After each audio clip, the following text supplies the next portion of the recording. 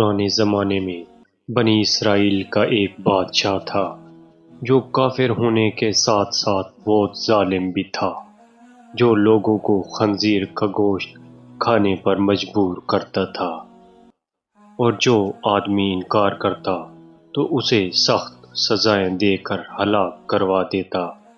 پھر اس زمانے کے سب سے بڑے عابد کو بادشاہ کے پاس لایا گیا۔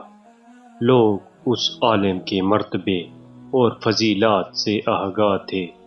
لوگ نہیں چاہتے تھے کہ اس عابد بزرگ کو بادشاہ کی طرف سے کوئی تکلیف پہنچے۔ چنانچہ ایک سپاہی نے عابد سے کہا، آپ مجھے ایک بکری کا بچہ ذبح کر کے دے دیں۔ جب بادشاہ کہے گا کہ اس عابد کے سامنے خنزیر کا گوشت رکھیں تو میں وہی بکری کا گوشت آپ کے سامنے پیش کروں گا۔ بادشاہ یہ سمجھے گا کہ آپ نے اس کی خواہش کے مطابق خنزیر کا گوشت کھا لیا، اور اس طرح آپ بھی ہلاکت سے محفوظ رہیں گے۔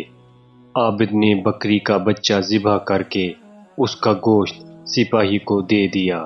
جب عابد کو بادشاہ کے سامنے لایا گیا تو بادشاہ نے حکم دیا کہ خنزیر کا گوشت لایا جائے۔ منصوبے کے مطابق تو اس سپاہی نے بکری کا گوشت عابد کو پیش کیا۔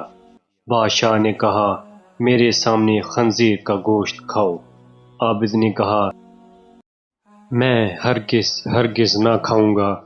یہ سن کر سپاہی نے اشارے سے بتایا کہ یہ وہی بکرے کا گوشت ہے جو آپ نے دیا تھا، آپ بلا جھجک کھا لیں۔ لیکن عابد نے بادشاہ کے سامنے وہ گوشت کھانے سے انکار کر دیا۔